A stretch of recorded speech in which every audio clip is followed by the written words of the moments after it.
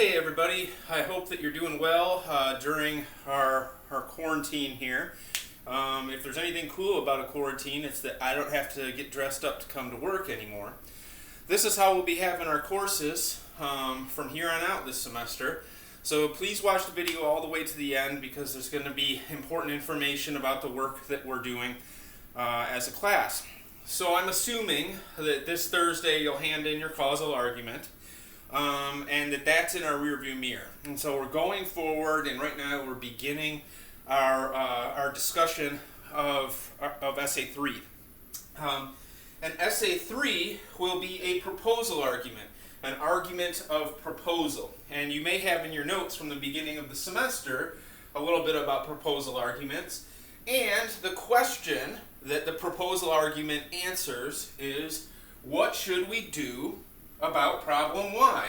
And there's really only one form that the claim can take, and that's we should do X to solve problem Y. So here, problem Y is just about anything. The world's full of problems, right? Lots of problems. And X is a particular action that we could take to solve the problem. So a couple things.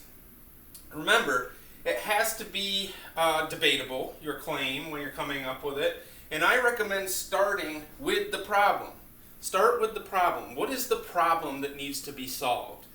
Now, that could be a really big problem. It could be a really small problem. It could be something as small and narrow as there's not enough parking at UHD, right?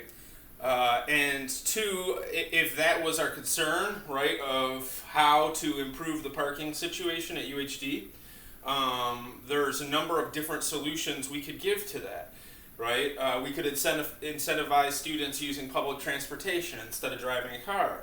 We could build new parking lots, right? But that's going to require other things, like maybe raising tuition to purchase new land where we could put a parking lot or a new parking garage, right? So it could be a small, relatively unimportant problem like that, or it could be a really big problem, like how do we stop the spread of the coronavirus, right? Now, some of you are going to have an impulse to take a problem and you're going to want to say, we should solve this problem by doing A, B, and C, right? I don't want you to give me a number of different solutions, right? I want you to pick one thing that we could do to solve the problem, whatever that problem is, and offer us a persuasive argument for why that's the right way to go about solving the problem, okay? So there's two types, not four, two. There's two types of proposal arguments. So write this down in your notes. Still got to practice good note taking, even though we're online. The first kind is a policy proposal, okay, a policy proposal. Here's the definition of a policy proposal. A policy proposal is a course of action that's meant to solve a large, long-standing problem that affects many people. A large, long-standing problem that affects many people. Why is it called a policy proposal? Well, because when we have problems, large, long-standing problems that affect large groups of people, generally speaking, there needs to be policies or laws changed in order to address those things, right? So, for example, if you think not enough people have access to health care, right? In order for that to change, it's probably going to require some form of governmental action, right? So those big societal level problems, that are going to probably to require regulation or law, legislation, this kind of thing, those are the policy proposals. Now the other kind of proposal argument is a practical proposal. And a practical proposal is a course of action that should solve a small, narrow problem that affects a relatively small group of people. I already gave one example of of that. One example, or the example I gave, was the parking at UHD thing, right? Most people in the world, and most people in Houston, don't care about the parking situation at UHD. It only affects those of us in the UHD community, right? And for that reason, we wouldn't need to change any laws or large-scale social arrangements to solve that problem.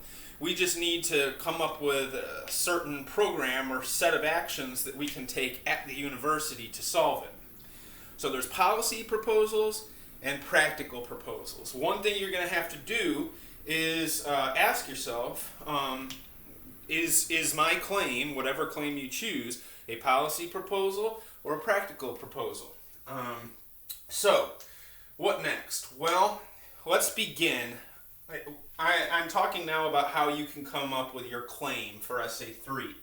Let's begin always with the problem, because the world's full of them, right?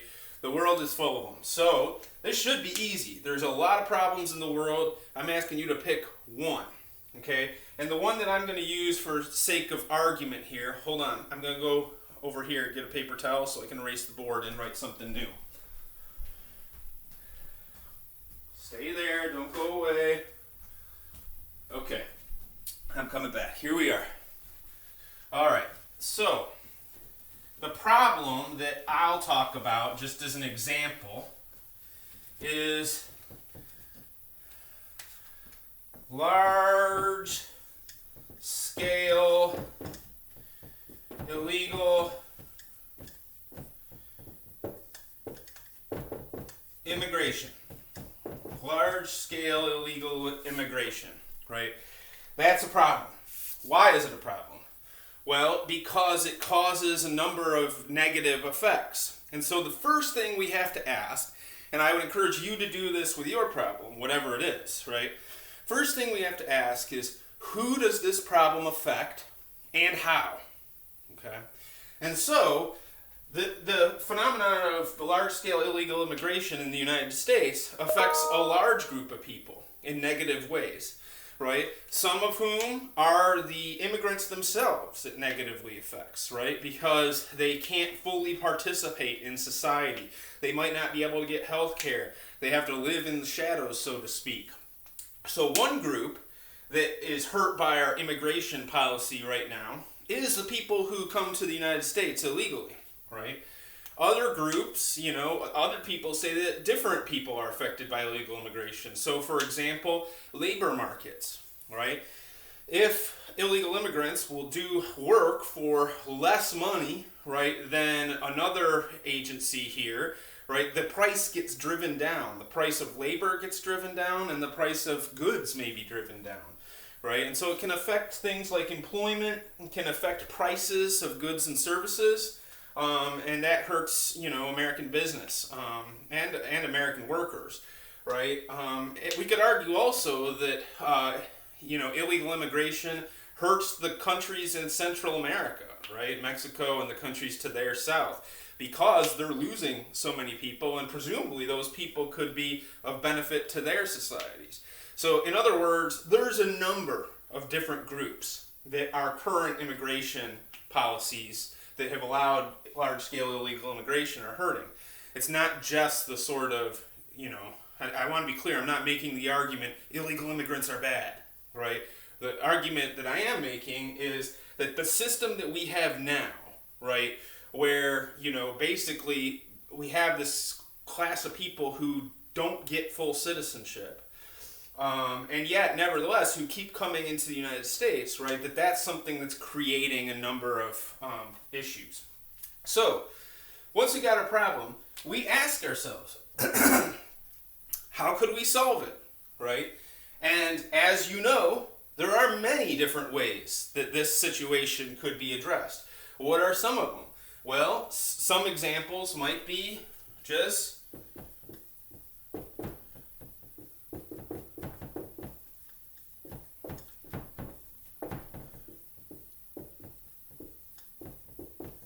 one possible solution is just to grant citizenship, right?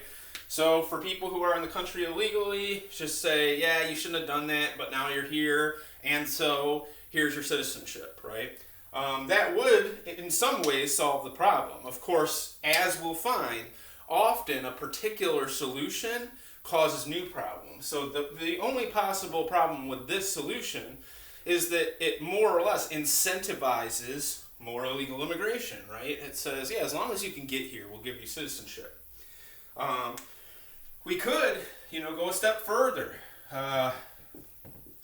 Hillary Clinton in the 2016 election said that she was recorded at a fundraiser, I believe, saying that she wants, quote, open borders and open markets, right?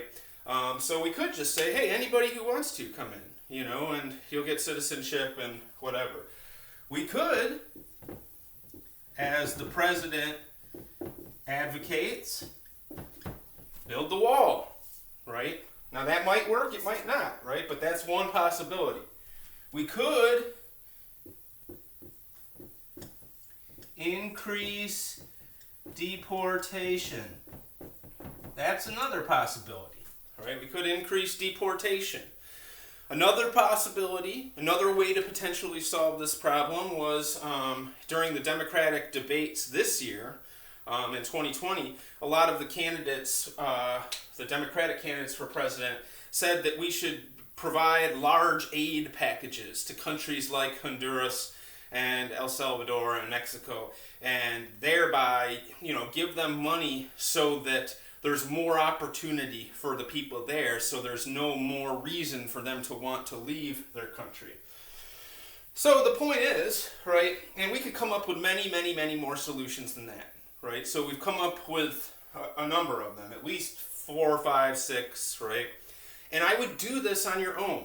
Once you've picked your problem, right, try to make a list of all of the different things you can think of that might be argued would solve this problem. And I'm not saying just the solutions you'd like, right? I'm saying think of all the possible solutions, ones that you think are good ideas and ones that you think are bad ideas. Why do we want to think about solutions that we think would be bad ideas? Well, because in your proposal argument, you're going to need to, at some point in the essay, discuss why those proposals are not good, right? So, even if you would never consider writing a paper saying we should build a wall to solve the problem of illegal immigration, right? Probably at some point in the rebuttals part of your essay, you're going to want to say, some people, including the president, have argued that a large-scale wall at the southern border of the United States is the way to solve this problem. However, and then tell us why that's wrong, right? So begin with making a list, first of all, of who does this problem affect, right? All of the different groups. Because the more you can name, right, if you can name 10 groups that are negatively affected by a problem, even if they have different interests, then more people are going to be convinced that it is in fact a problem, right? Then once you've got a list of groups who are affected by the problem, then make your list of different solutions, good and bad, to the problem, okay? Once you've done that, then pick what you think is the most effective, most realistic solution to your problem. So you might say, that the way to solve this is to grant an amnesty, grant citizenship to the people who are already here, right? If that's what your argument was, then your claim would look like the United States should grant citizenship to all people who are currently in the nation illegally in order to solve the problems caused by current immigration policies, right? So notice that the claim both names the solution and the problem that the solution solves, okay? You'll want to do the same thing. Hang on, I gotta find my cheat sheet. Make sure I don't forget to mention any stuff. Okay, it has to be a reasonable solution. It has to be a reasonable solution. The reason that it has to be a reasonable solution is because remember what the object of the proposal argument is. You're trying to convince other people to take action, to take the action that you're naming, right?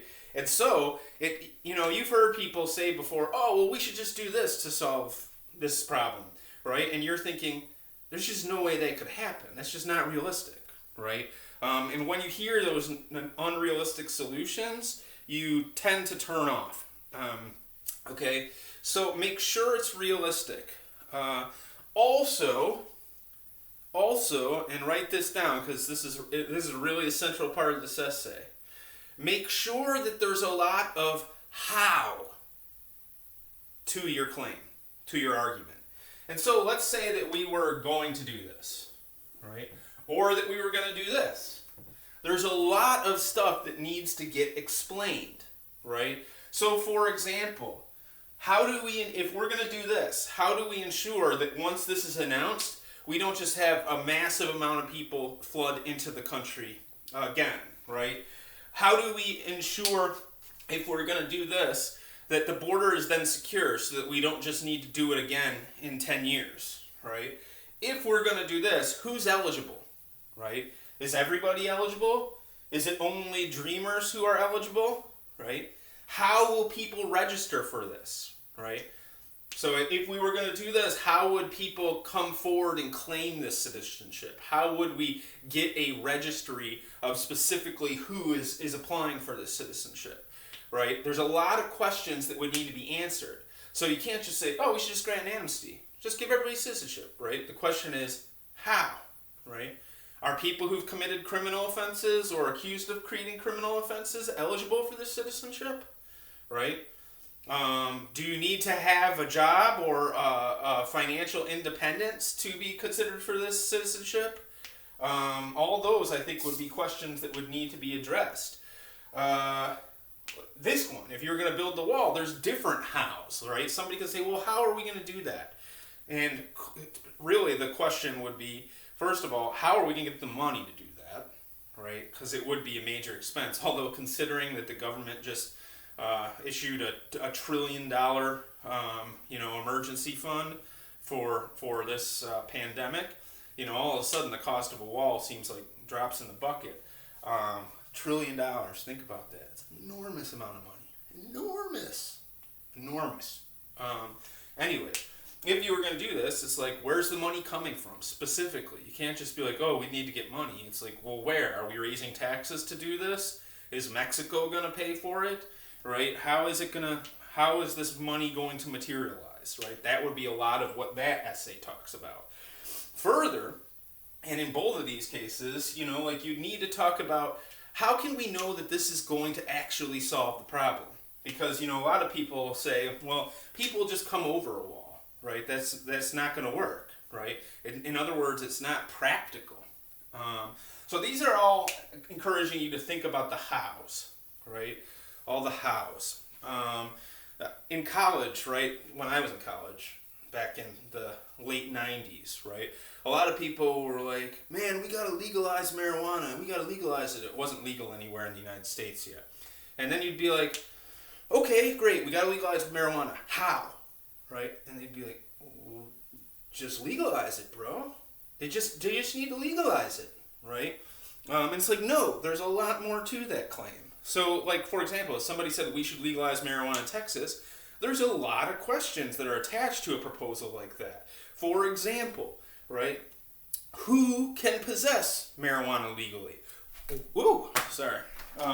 Where can marijuana be used? Under what circumstances? Can you just use it out in the street, or is it for home use, right? For example, where is it sold? How is it regulated? How old do you have to be using? How much are you allowed to buy, right? How much are you allowed to carry at once, right, on your person? Are you allowed to grow it yourself? If so, how much are you allowed to grow yourself? How much can you purchase at once, right? How will permits for sale be set up? How will the government issue those? What about potency? What about penalties if you violate one of the regulations about legalizing it? So all these things are part of the how, okay? So I want you to make extra careful to think about the how with your claim, because it's really the how that's going to get you through the essay. The bulk of the essay is going to be explaining the details of your proposal. And so I would encourage you, like, not to do, like a paper like we should lower the voting age to 16, right? First off, what problem is that solving? But let's say there was a problem that would solve, right? So let's say that the problem that would solve was that, generally young people tend not to vote. And we could say that if we got young people voting earlier, then that would develop habits of voting that would last them into their adult lives, right? Now, why, so that's the problem. Our claim could be we should allow 16-year-olds to vote because it would help develop civic engagement habits at an early age, something like that, all right? But the problem with that claim is that when I ask you, okay, how are we going to lower the voting age to 16? The question kind of answers itself, right? It's just like, well, you just lower it. It's a policy proposal, right? So it's just a matter of changing policy. The problem with that then is that you don't have a lot of time detailing your solution, because the solution, the how, is basically stated in the claim, right? When you say we should lower the voting age 16, and then I say, well, how? And you say, well, we just lower it, right? And if you can't give any more detail than that, it might not be a good topic for your essay, okay? Now, let's think about this. Let's say that we're going to write on this topic, that we should grant citizenship to people in the United States illegally in order to solve the negative effects of U.S. immigration policy, okay? There's going to be a lot of research that needs to get done to say this. First of all, you're going to need to do research on how many people are we talking about giving amnesty to, right? You probably also need to do research in the 1980s, right? The United States gave an amnesty, just said, all right, people who are here illegally, you have citizenship, right?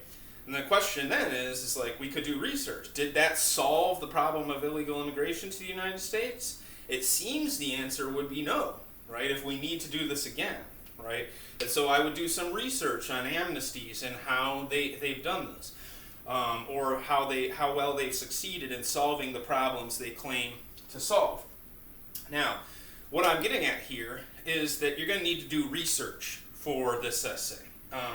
And specifically, as I'll detail on the assignment sheet that I'm going to put up, specifically I need you to use academic research, okay? That means no sources like Newsweek, no sources like the New York Times, no sources like Fox News, right? No sources like USA Today or The Economist, right? These are not academic sources. Those are popular newspapers and magazines, right? What I want you to use is academic research, by which I mean research that was written by experts and peer-reviewed before it was published. What does peer review mean? Well, if I write an essay as a professor on rhetoric that I want, to publish in a journal, and I go to a journal and I say, hey, I wrote this new paper, would you like to publish it? What they do is send that out to a couple other professors of rhetoric, right? And they don't tell them who I am. They take my name off of it. It's called a blind peer review. And they just ask, these other professors of rhetoric that I don't know, right? They say, read this, tell us what you think. Should we publish it? Right? And then usually those readers will either say, yeah, this is good, let's publish it, right? Or they'll say, no, this really it's not good, there's problems with this research, don't publish it. And sometimes, most often, they'll say, we want to publish this probably, but in order to do so, you'd need to fix this, this, and this, right? But anyways, once the readers say, yes, we should publish this, these blind peer reviewers, well then, that becomes a peer-reviewed essay. The peer-reviewed part is important because it legitimizes the value of the research, okay? And so stuff in popular newspapers and magazines are not peer-reviewed, and that rules it out for this. Now I'm going to post another video to our Blackboard course that explains how to do academic research, okay? And if you have questions, you need to ask me. But you'll see the guidelines also in the assignment sheet that I'll put up for the proposal argument essay. that will talk a little bit more about how many sources you need to use, how those sources need to be documented.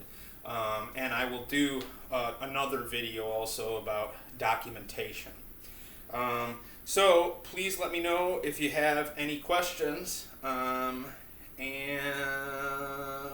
stay safe during the pandemic. And seriously, I'm talking specifically to you guys in 1301. It's going to be hard right now to stay with this because it's so easy to do nothing, right? You got to find it in you, to the drive to get this semester done, right? Because you're going to have to be self-motivated, right? And some of you, partly because you're freshmen, right? And some of you first-generation college students, you don't yet have that self-motivation. And you know, that's some of what I tried to do in our class when we were face-to-face, is kind of be a motivator that is not you, right? So I can push you to do that. But my push just got a lot softer because I don't see you face-to-face, and you don't have to look me in the eye when you're like, yeah, I didn't do my essay, right? And so this is messed up because in a way, you got to find that self-motivation real quick, right? Because I want you to succeed, all right? Email me if you have questions. Stay safe. Bye-bye.